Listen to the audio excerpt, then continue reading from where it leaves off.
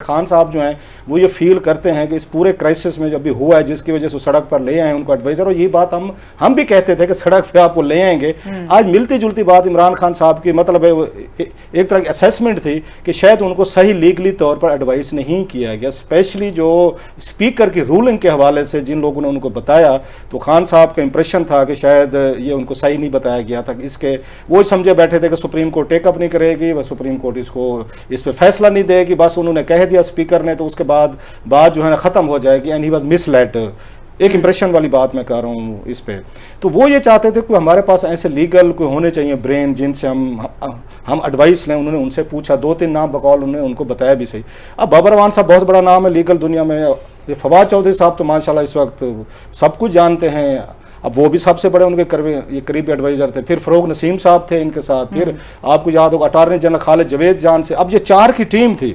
अब इन 4 की टीम पूरे क्राइसिस में खान साहब के साथ रही है। अब इनको पीछे हटा के अगर खान साहब साबिक चीफ जस्टिस से ये पूछ रहे हैं कि जनाब मुझे कोई नए लोग बताएं, नए बंदे बताएं जिनसे मैं एडवाइस लेना चाहूँगा, तो मेरा ख्याल है it shows a sort of mistrust कहें वट एवर, या खान साहब फील्स इस बात से बड़ा क्लियर उन्होंने कहा जी खान साहब चाहते थे कि मुझे कोई नया लीगल कोई टीम, कोई नए लोग जो है उनका नाम बताया जाए। नंबर 1 ये बड़ी मेरा ख्याल इट वॉज बिग एक इनके एडवाइज़र के लिए बड़ी एक वो होगी एम्बेरसमेंट होगी जो इनके लीगल एडवाइज़र है। नंबर 1।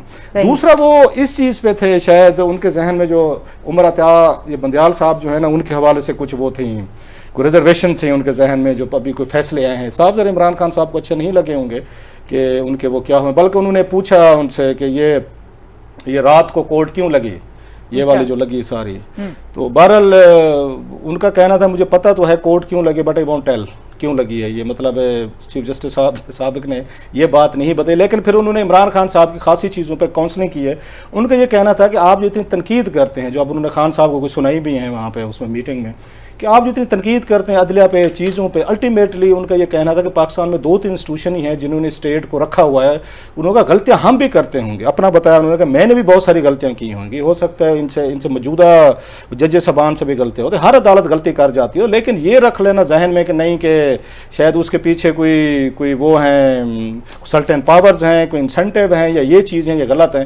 तो उन्होंने इमरान खान साहब को ये भी कहा है कि जब आप अदालतों पर आके तनकीद करते हैं, अदालतों पर गरजते बरसते हैं, सारी चीज़ें करते हैं, इट्स नॉट गुड, ये आपको नहीं करना चाहिए। आप मतलब बाज़ फैसले आते हैं जो आपके हक में भी आते हैं, आपको अच्छे लगते हैं, बाज़ उनके हक में जाते हैं उनके अच्छे लगते हैं। जिसको अच्छे लगते हैं तो वो फिर वो आके खुश तालियां बजाता है, और जिसके खिलाफ जाते हैं वो फिर बैठ के आप पे तनकीद करते हैं। उन्होंने बल्कि 2-3 कोट किए मुझे बताते हुए कि मैंने इमरान खान को ये भी बताया कि उन्होंने एक पुराना कोट बताया जुडिशल इसका, उस अमेरिकन हिस्ट्री के उनके जज साहब का।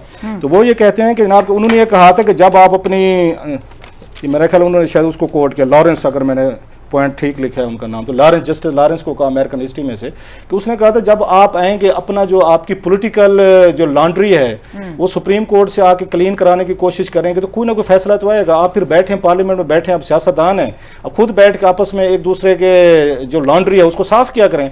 अपनी से उठा के सियासी लॉन्ड्री या उस सियासी गंद उठा के सुप्रीम कोर्ट में लाते हैं, फिर हर पार्टी तवक्को करते हैं कि उसके मुताबिक हम सफाई करके दें। तो उनका कहना था ये चीज़ें जो है ना वहाँ से आके नहीं हो सकती थी। और इस मीटिंग में वो बता रहे थे कि वो भी थे, शाहमुद कुरैशी साहब भी बैठे हुए थे, और उसमें दीगर लोग भी ये उसमें अगर मौजूद थे।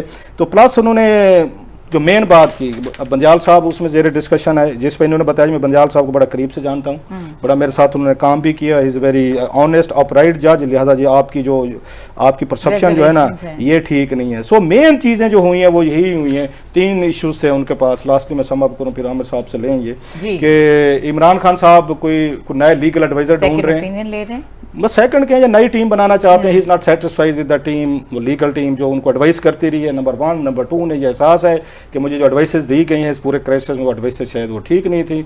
तीसरा उनको उमर बंदियाल साहब के हवाले से कुछ वो थी, तो उस पर भी उन्होंने उनको वो किया है, उनको क्लैरिफिकेशन दिया। इमरान खान साहब को यही बातें बताई गई कि जनाब आप जो है थोड़ा सा अदलिया के हवाले से हर वक्त उन पर चढ़ाई किए रखते हैं, तो ये चीज़ें आपको नहीं करनी चाहिए।